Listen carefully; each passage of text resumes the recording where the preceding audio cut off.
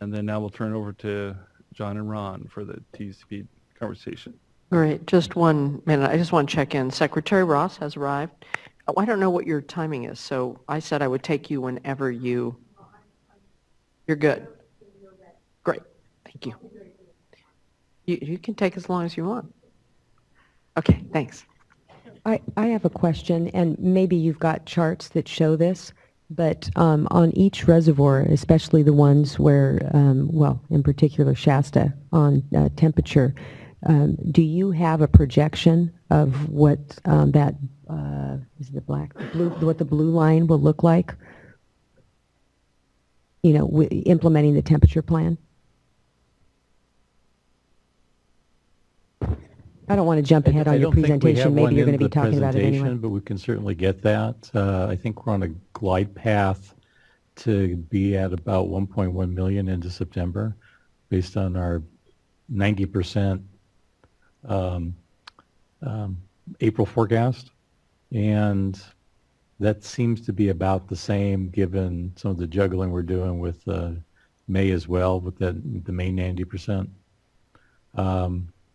But we didn't plot one, or I don't think I've got one included in the set that we've got today. I think we're projecting to be at where we were last year. The Right. same storage levels as last year, so you can kind of imagine where that line would meet the black line toward the end of the year. Dip down.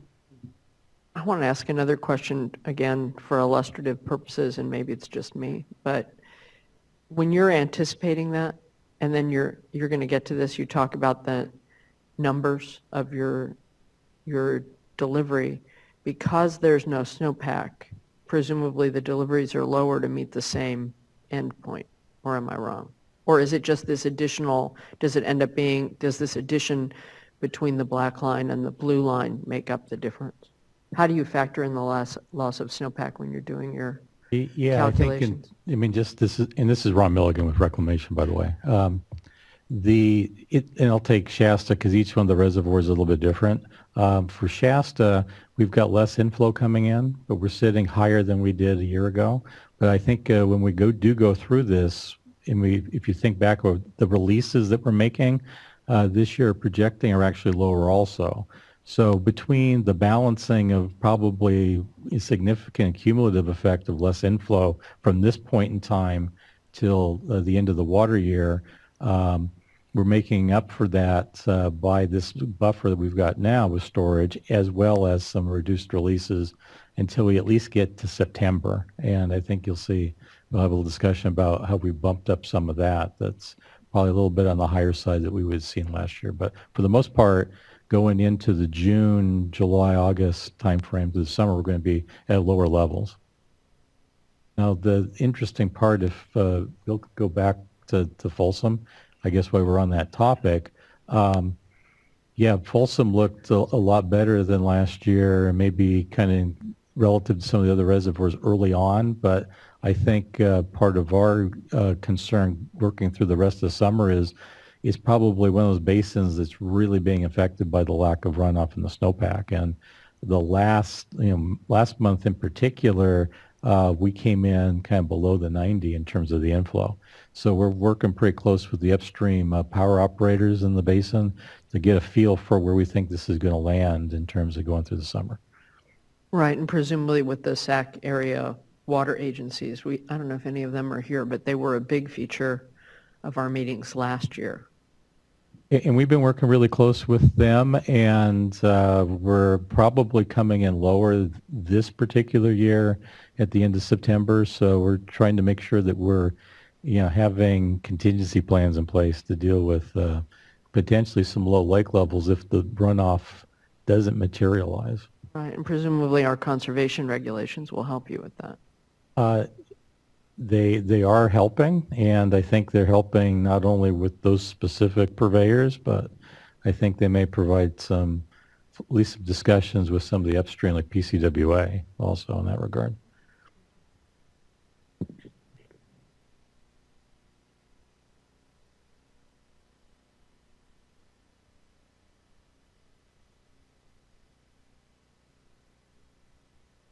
Okay, if you like, we can continue along the presentation. It's John Lehi with Department of Water Resources, State Water Project Operations.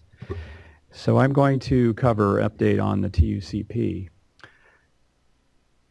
So what might be informative, excuse me, what might be informative for the TUCP request coming this year is to look at last year. A lot of the requests that we're making for this year are very similar to what was requested last year. And so this is the 2014 conserved water, which is part of the requirement of the TUCP order is to report this on a monthly basis. So these were the water savings for last year. I think people have been throwing around that 400,000 acre foot number. It kind of depends on where you draw the line at the water year, calendar year. But there was some additional savings in October because of the relaxed Rio Vista standards. So the calendar year total is closer to 450,000 acre feet. So early on, the March-April period, most of those savings were due to the relaxed delta outflow standard. As we get into May, June, July, it's a combination of the reduced outflow plus moving the Edmonton standard to 3 mile slough. So it's a combination of those two as it relates to the late spring, early summer. And then again, in the fall, those savings will be associated with the reduced Rio Vista flow standards.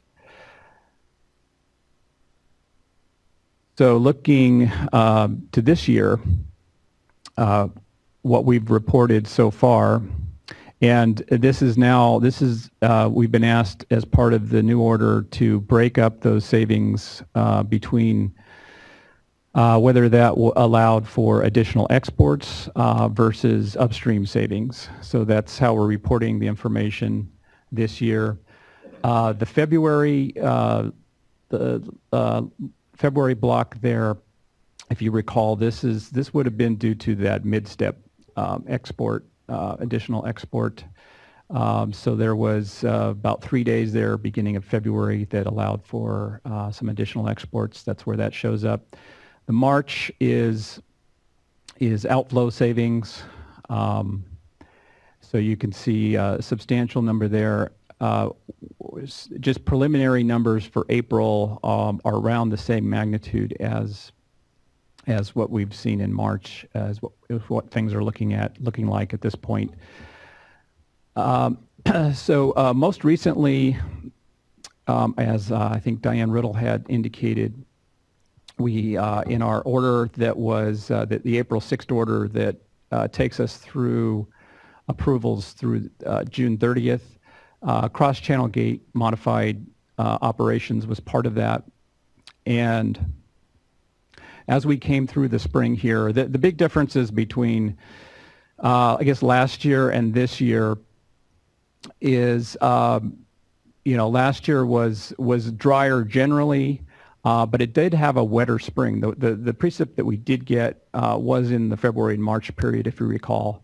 And that kept water quality conditions fairly good for a longer period as we went through the spring and into the early summer. This year, all of our precipitation we received in the December period, and we had great hope at that point. Of course, we got pulled right back into the drought with the shut-off of the conditions as of January through the spring. And so water quality, the salinity has moved into the Delta. We're about a month ahead of where we were last year. And so as far as the degradation of the water quality, the intrusion of salinity as it comes into the Delta.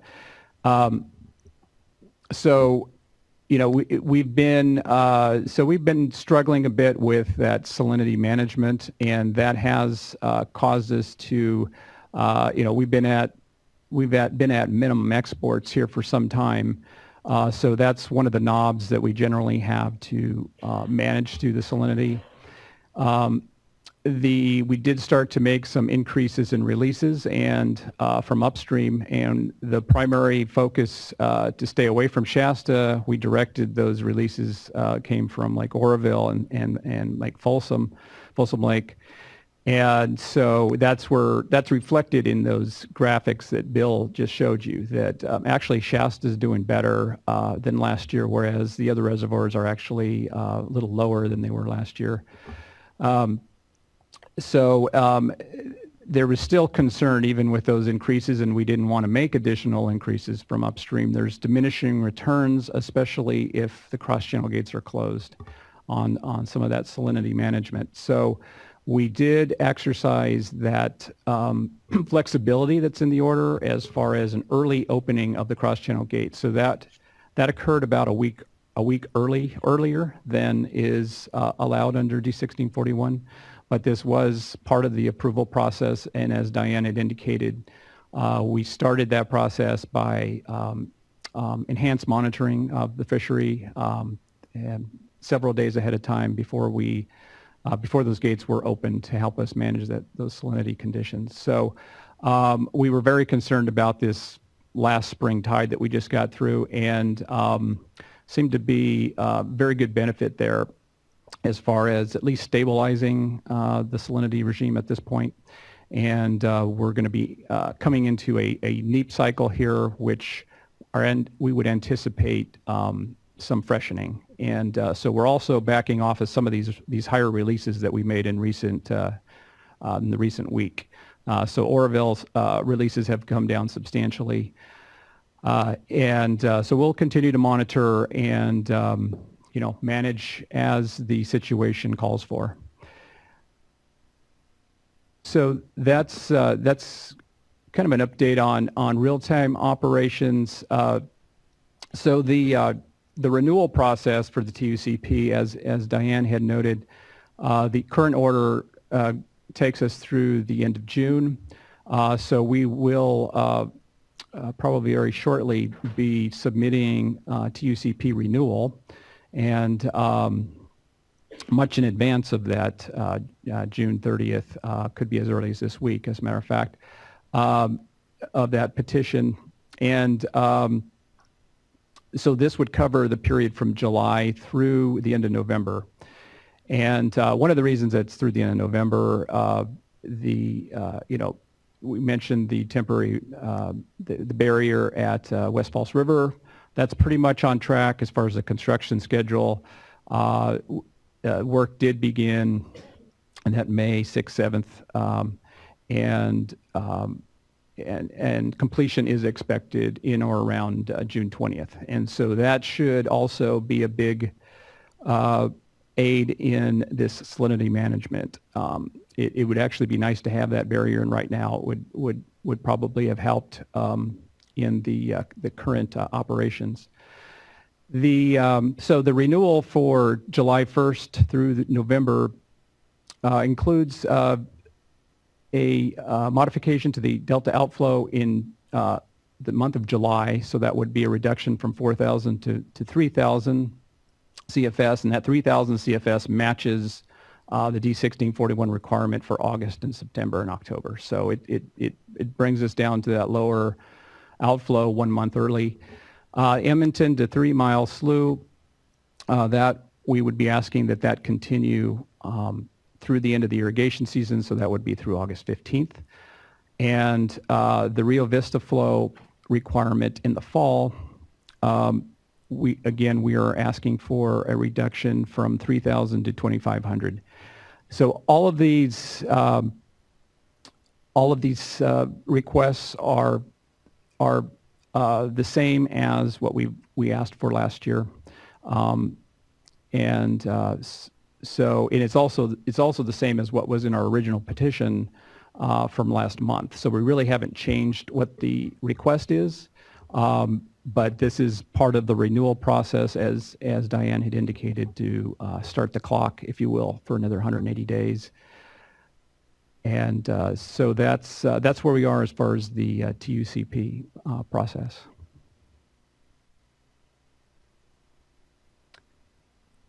I'll turn it over to Ron. Hey, good morning. I'm going to hit on a couple of items. I don't know. We've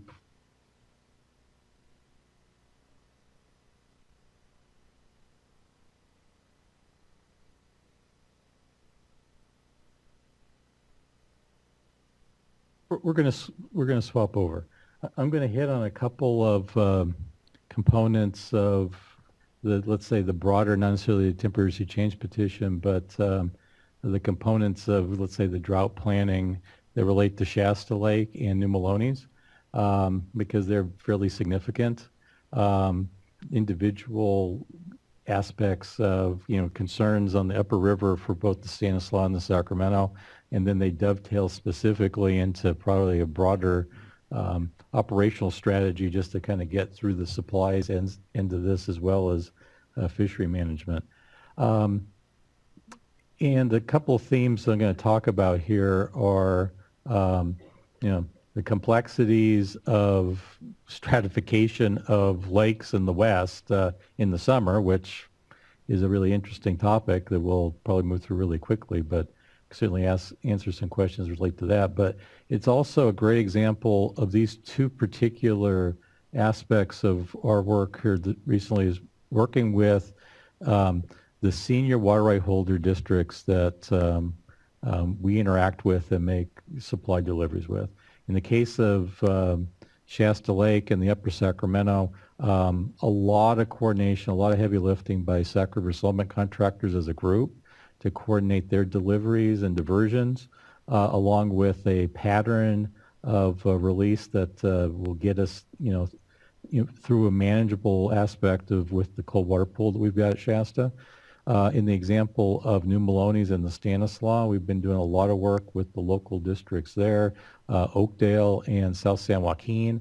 They're doing a lot of work both in terms of coordination with us in terms of their upstream operations, which are really critical in timing that with Melones lake levels, as well as doing some conservation efforts within their districts to kind of help back up some water.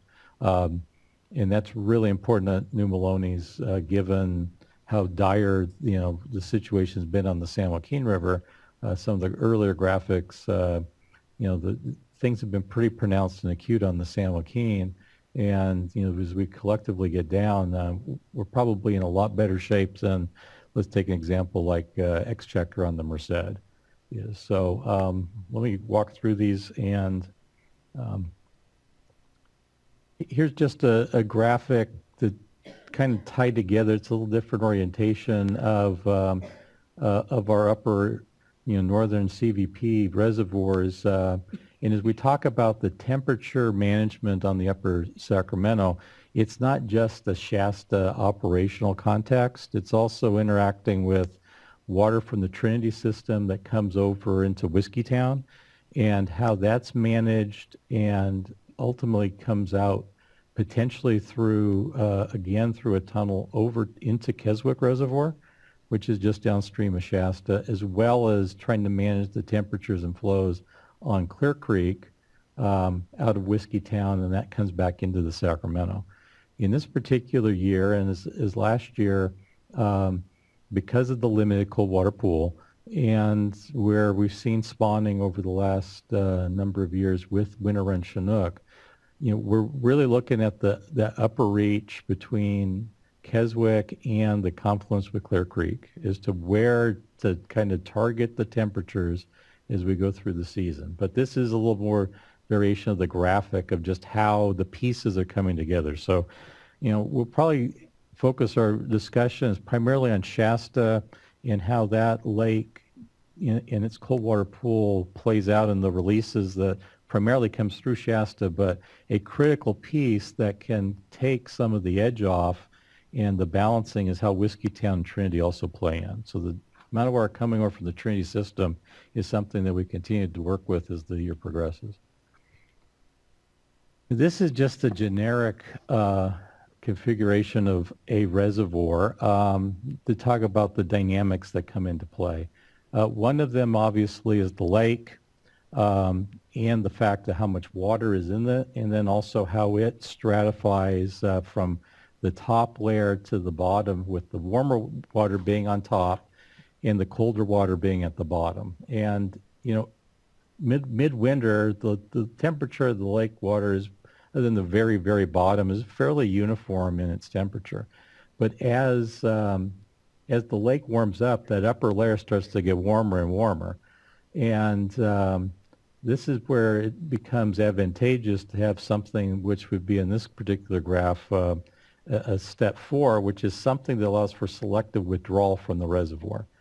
And the strategy in general for these types of things is to utilize some of that warming layer before it gets too warm as the summer progresses, and utilize that to help meet a downstream compliance point and maintain temperatures and save the colder pieces at the bottom, which are more insulated, and use that in the later part of the season. So the strategy typically is start towards the top and work your way back down through that pool, because and it's not typically a pool from the very top and the very bottom, because that doesn't tend to work that well with these types of devices. But ultimately, the strategy gets down to, obviously colder water through the year is better, particularly for spawning cold water fishery like a winter run Chinook salmon.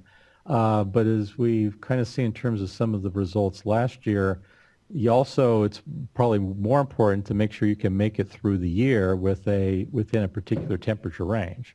To be colder at the front end and run out is probably your worst case scenario. And so a lot of the planning at the front end is to what is a realistic set of temperatures and the flows that go along with that, and how you would operate your selective withdrawal to get downstream to give yourself enough confidence that you can get through the year. And then after you've done that, then to work, so you set up a plan and then you're kind of working that plan as you go. In the case of Shasta, in this schematic, every 2 weeks we're going to take a sounding of the lake to get an idea as to how it's stratifying, and then adjust up what the shutter changes would be, and to see if we're in the right place. Now, the other aspect of that real time is, we'll kind of hit on a couple of bullets here, is where are you targeting to put this cold water? If that seems, because you obviously this is an egg incubation question for most of the season, and so you want to target that to where you see the spawning going. So on-river monitoring is also very important. So as an example, here is a stratification of Shasta Lake last year, kind of going through time, starting at the beginning of the calendar year, and then how that cold water both gets, in this particular case, warms from the top, and also as we've worked the colder water out of the middle section of the reservoir as we've gone through to be able to mix and hit downstream. Now, the struggle that we encountered last year, we've talked about this previously, was in the late August time frame. The warm layer was getting so close to our operations of the lowest parts of the device that we weren't able, although we had some cold water there, it was more difficult to get access to that, and that became part of the struggle. So pushing out that particular part of the operation to later in the year is what we've been striving to do with this year's operations. But this just gives you an example of how the lake stratifies and warms, and the fact that we're higher in elevation at the beginning part of the year will have an effect of slowing down this warming from the top down. The other thing that will be helpful is that we're taking with smaller releases from Keswick as we do some blending, that will kind of chew into the middle part of this graph a little bit slower. So the burn rate, so to speak, of this cold water will be slower. So although we're having less inflow, typically the inflows that we would get into Shasta in a dry year or critically dry year are usually warmer waters, and we're seeing less of that. So what would happen is they would come in, they're not like ice cold water that's going to plunge to the bottom of the lake and add back to our cold water pool.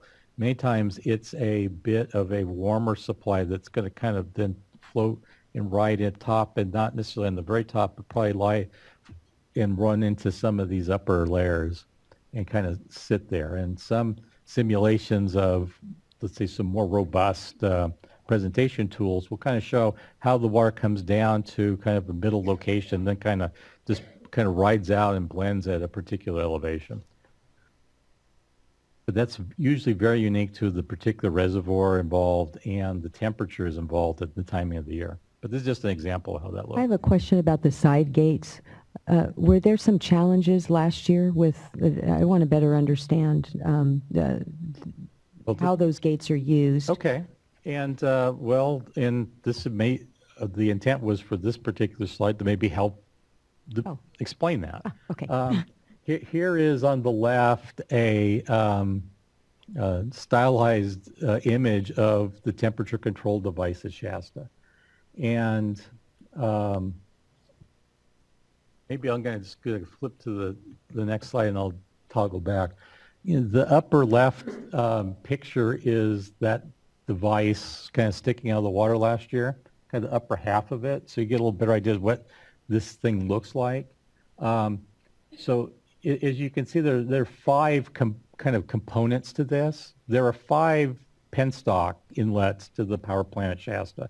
So each one of these is kind of lined up with one of those penstocks.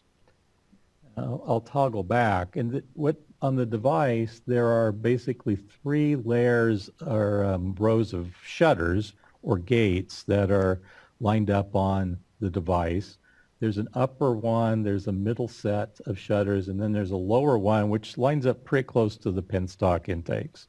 And the little schematic on the right kind of shows elevation-wise where those are. Now, last year and again this year, we were not able to fill the lake adequately to get access to that upper row of shutters, because ordinarily when the lake is fuller, you're able to use early in the season that upper set of shutters to be able to take the upper warmer water, but not too warm yet because we haven't gotten too much warm in the early part when the lake's filling, and you're able to draw a lot of that off and be able to conserve your lower layers for later in the year. But if the water never gets up to that, we have a struggle.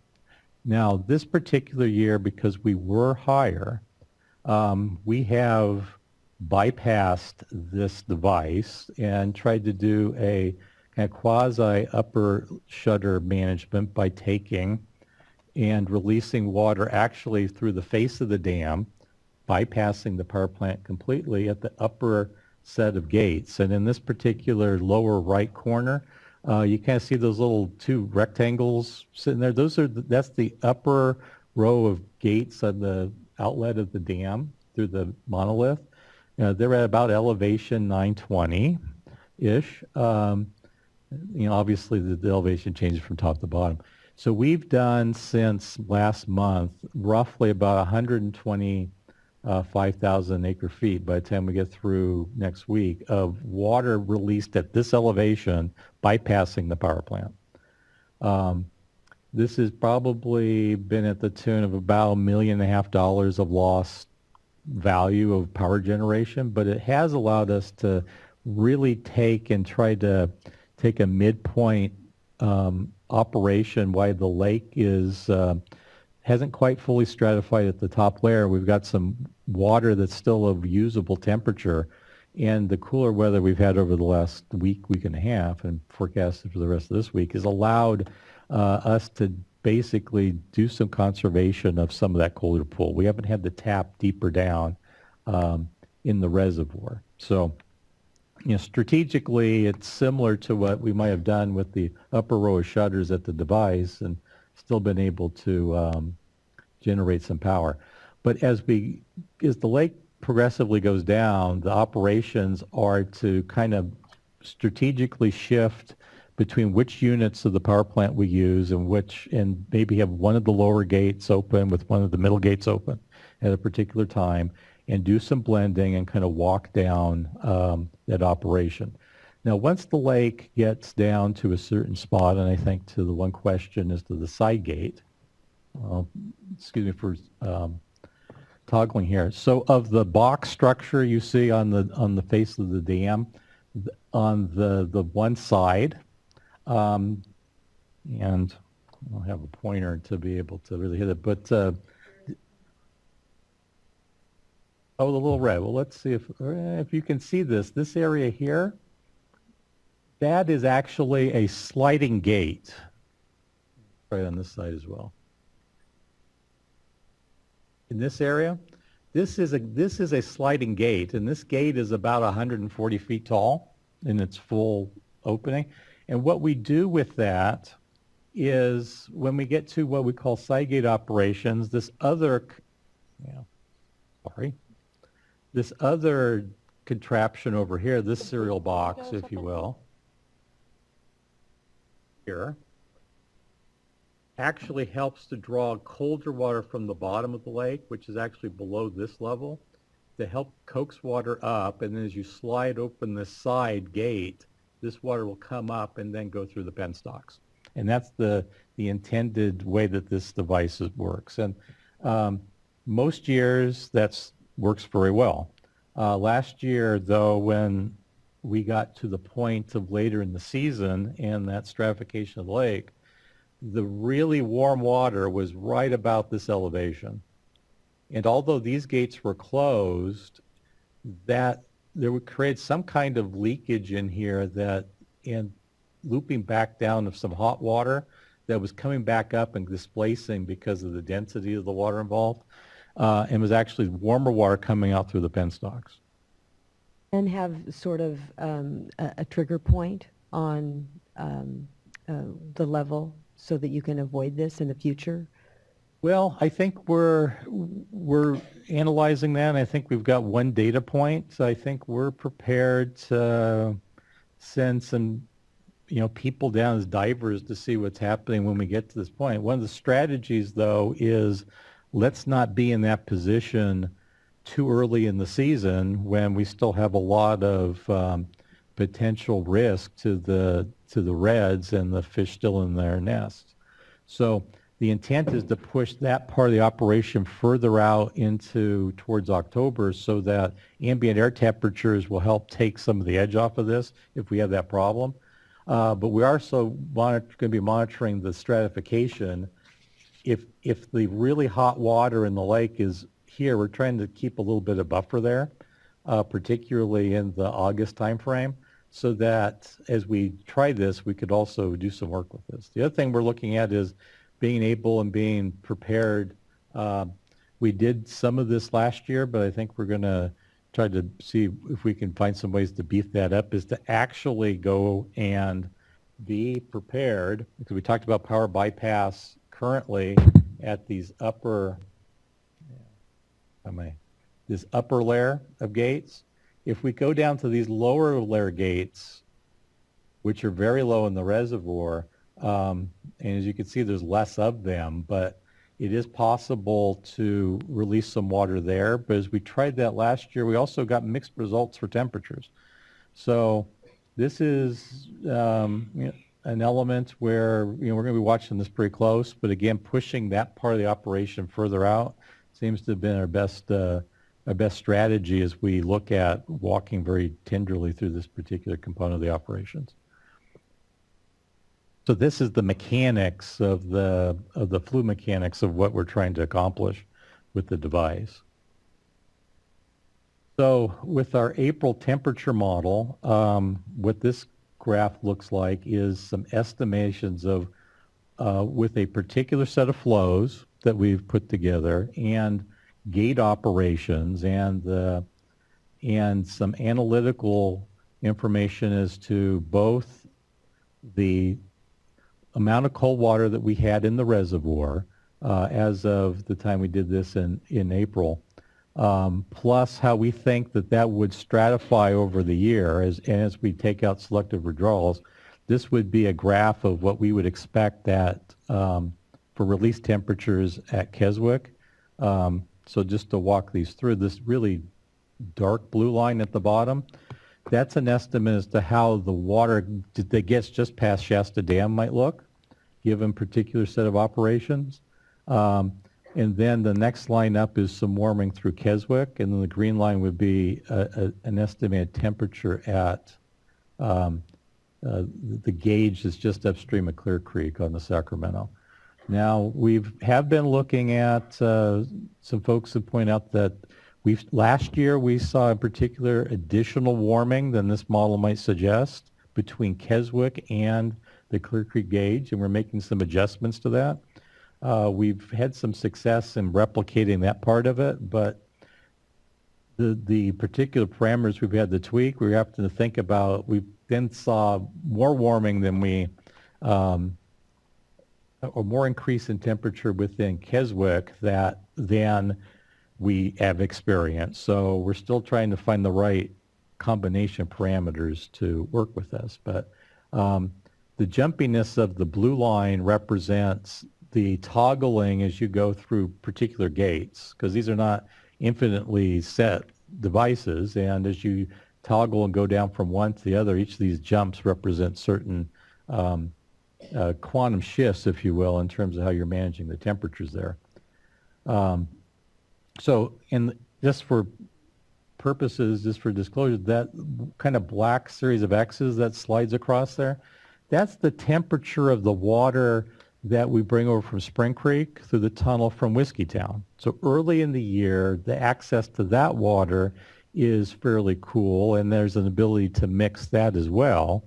But that starts to warm at a particular point, and that's a place where we kind of dial back off of that. So utility of water you bring over from the Trinity system, depending on how that gets rolled into this model and how that lake stratifies as well as Whiskeytown, will affect how much of that you can use as a blending tool as well. So what do you do once it warms up? You just hold it in Whiskeytown? Basically, you decrease the amount of water you're bringing over through the Spring Creek tunnel, and we have a different kind of set release point within Whiskeytown to try to manage the temperatures on Clear Creek, but it becomes less of a tool that we can place into the dynamic. But depending on how much the flow of the water you bring over from the tunnel from Trinity, you can kind of shift that line to the right a little bit in terms of the coolness of the water. So you might get further into July in a year where you're bringing over a lot more water. But we also have to balance the amount of cold water that we're leaving in the Trinity system as well to maintain the temperatures there. So this is a lot of the work that's discussed at the Sac River Temperature Task Group, is to how are these, as we typically every 2 weeks, 2.5 weeks, we'll get a new temperature profile for these reservoirs and plug those in and see how we're progressing. And to kind of see if we're ahead of the game. Things like, did we have more runoff than we expected, less? Did we have a heat wave? Do we have cool temperatures that might affect the profile?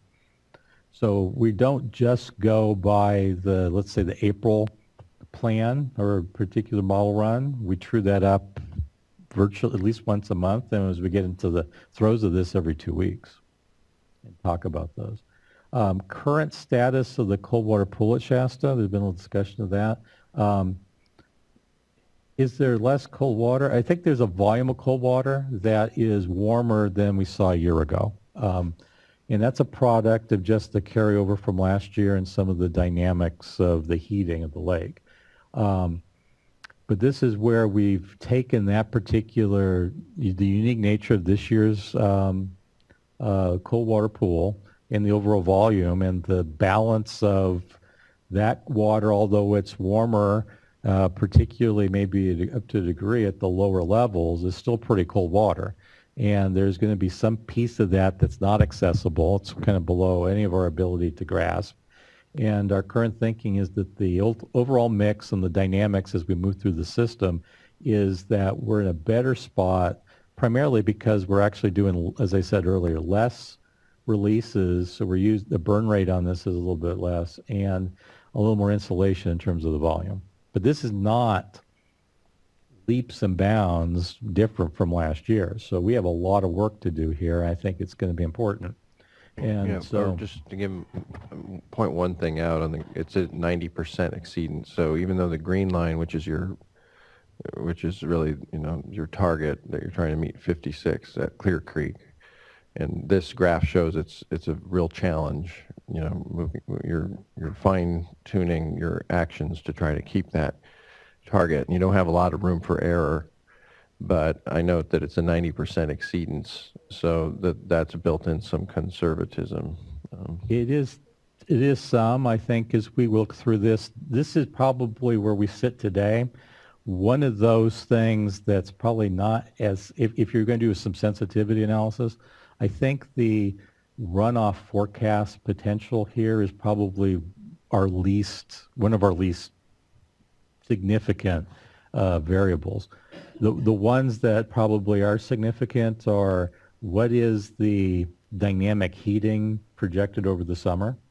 And that's not just an ambient air temperature. That has to do with the timing, angle of the sun, winds, amount of cloud cover, some of that meteorological information that the National Weather Service puts together and Climate Forecast Center that we've put in can have probably at this point, given so the runoff forecasts were so low, and the fact that that probably wasn't super cold water that was going to really be a helpful aspect to our dynamic. That's probably a significant one. The other one that's scary in a more global or system-wide sense is, I think, some of our dynamics with delta salinity. We are really pushed down, I think, in one of my graphs here. I'll have it in a slide or two. Compared to last year, or compared to a typical release schedule for the summer, we're looking at keeping our releases very low primarily because we're trying to do a compliance point that's fairly far upstream and probably just to conserve this water as we go through the summer. But it doesn't allow a lot of extra water to potentially get down to the delta to help manage salinity. So, as John was kind of describing, we're already through the summer, I think some of the earlier graphics as well, in terms of your delta water balance, the summer pumping rates are really small. So there's not a lot there to go to zero even. There's not a lot of extra water potentially at Oroville or Folsom, and we've got a really tight system here. So we are putting as a very high priority managing temperature at this part of the Sacramento for the winter run, but our other really high priority in the system is to manage the salinity. And I think having the False River salinity barrier in place is a tool to kind of make sure things don't get run away on us there, because we're going to be very reluctant to deviate from our releases here. Yeah, well, this shows that you're really truly operating at a close margin, and I appreciate you pointing out the other trade-offs that you're reckoning with, and also earlier in your presentation, the trade-off with the hydropower generation. There are all these aspects and priorities that are being balanced, and yet you're still at almost the ragged edge to try to achieve this temperature. Yeah, it's going to be tough. We think that, but this power bypass, when we started it, we thought, well, there was an opportunity. We went with it. We've actually gone much further than we anticipated. We probably, when we get through, maybe bought ourselves a week to 10 days of manageable temperatures because of this action. Which is not insignificant given where we're at. And so let me take a slide here. This is kind of in that vein as to what are we doing as we're kind of moving through the system. And obviously the spring bypass that we just talked about is a really key piece. Working with the temperature task group, I'm taking that upper group of bullets and kind of working from bottom up. Working with the temperature task group, we targeted a little higher, that should probably say, it's not 58 degrees, but it should be, closer to, that's probably about right. The higher temperature potentially, I mean, temperatures weren't that warm, but if we needed to kind of early before spawning, any signs of spawning occurred, the concern was don't start doing your temperature work too early. So we're conserving water there as best as we can. We've certainly done a lot of work, as I said, with the Sac River settlement contractors to both take actions to use less water and allow us to then change that pattern diversions through some transfers that we'll kind of look at a little bit as to what that means. And really tightly manage their diversions. As a group, they've done an excellent job of coordination. We talk at least twice a week as a group on the phone, talk about adjustments in the neighborhood, even in 50 CFS of particular districts. We've managed Wilkins Slough flows very tightly. And the only times we've kind of gone a little higher than we might have targeted was because they were in a lull in their diversion pattern, and we were still really tight with the delta salinity. So times where, if you look on CDEC as to where we've been with Wilkins Slough, they've been pretty tight, and any times that they've been above that, we've actually talked about it, and rather than kind of cycle up and down with the Keswick release, we've let some of that pass through to the delta to kind of help with the salinity management that we've seen over the last month. And we're just trying to be really smart with the storage that we've got this year, and part of that is just a plan that has tighter and lesser releases than we would typically see and did see last year. So going forward, I think a couple things that are going to be really important are adjusting our temperatures once we see spawning occur in the upper river as to where the bulk of that spawning is at, and even make another adjustment to potentially where we're doing compliance and where our target temperature will be. Even over the course of the summer of a half a degree of a shift, that's going to be significant. They again push out some of our side gate operations later in time. We're going to be looking closely at our Trinity Whiskeytown ops and operating that as tightly as we can to balance up there as well.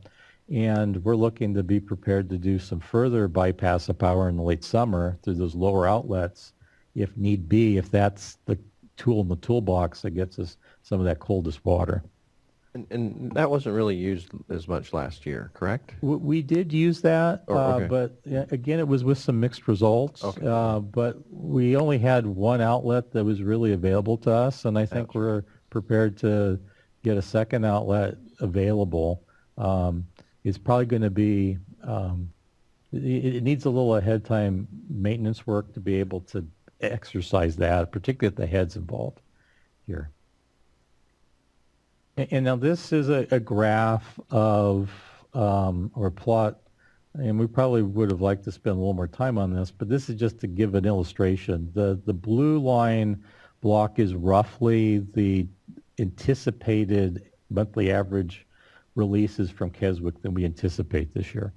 I will say that the September-ish block is probably could be a little bit of adjusted. Will probably be a little bit higher in the fall period, and I'll talk about that a bit. But the red line kind of represents, without taking some of these actions that we've talked about, like adjustments to X2, where we might have had additional outflows that might have required additional Keswick releases, we would have seen some much higher flows on the front end.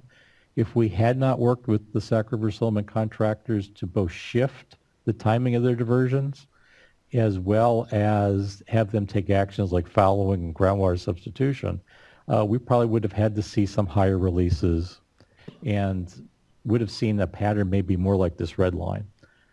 Now, because we would have taken actions like that and we would have seen Shasta storage and been thinking about end of September going to the next water year, we would have had lower releases in, after the peak summer diversions and temperature season.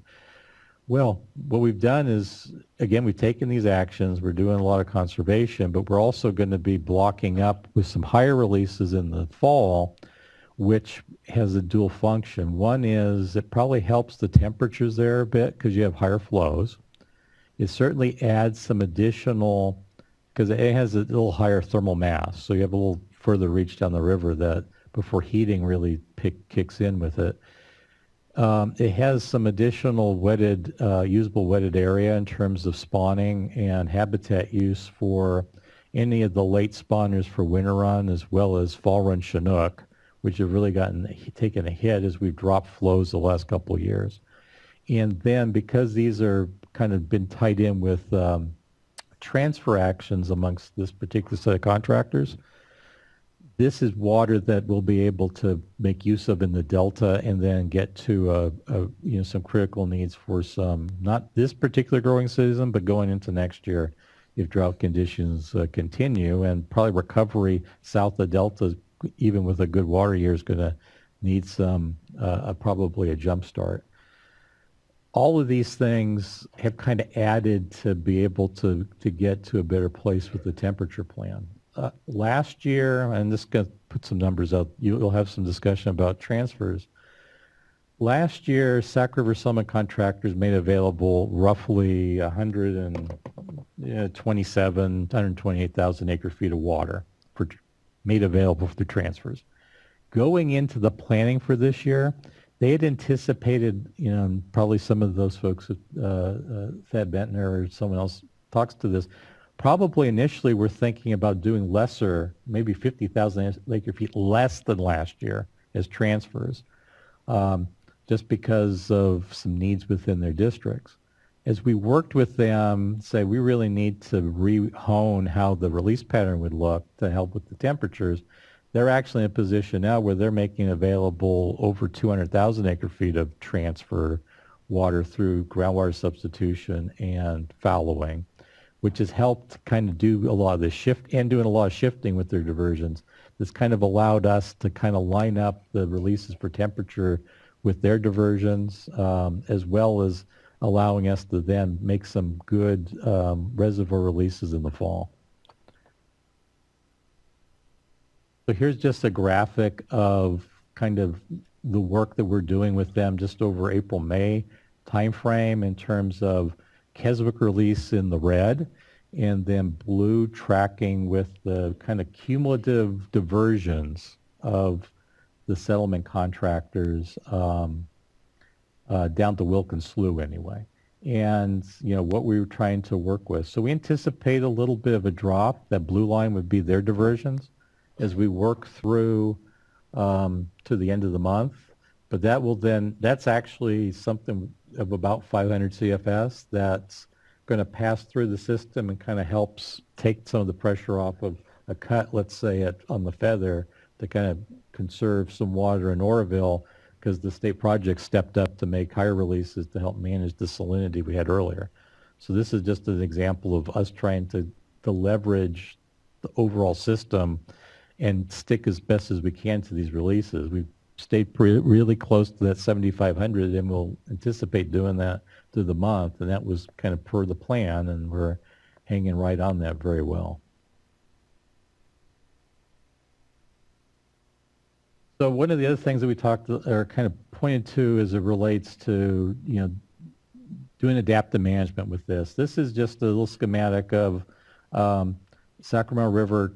Kind of points out some places in the past that we've done as temperature compliance points. Last year, we were way up at the upper end here, closer to the Clear Creek. Clear Creek comes in here. The compliance point at the bridge just upstream is where we work towards, but here's where the spawning primarily was. A lot of that upstream of Highway 44 bridge. So if you're hitting, the 56-degree temperature at Clear Creek, and let's say you're a degree and a half warming between Keswick release to there, you've had some pretty decent conditions through the early part of the year. But the question is that a little more, is that a resource that we would have liked to have had when we got to later on? So what's interesting is that this pattern is probably over the last 5 years is that, and this is 2013, and I've got some other ones as well, but the majority of the spawning is occurring above Highway 44. We're thinking that if this pattern plays out again this year, and as we do the surveys, we have aerial surveys for reds that are being done by the state Department of Fish and Wildlife, snorkel surveys, all those types of things. If we see this pattern, we're probably going to be working to kind of move the compliance point a little higher up and try to target our 56 degrees where the vast majority of the reds are, and again, kind of save our little bits of cold water to kind of stretch out our resource.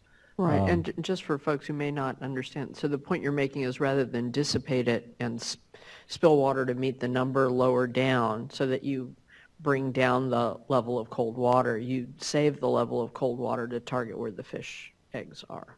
Yes. again, just to try to stretch out to, kind of like running the marathon rather than use up all your energy early on and then kind of hit the wall. Use the runner's term.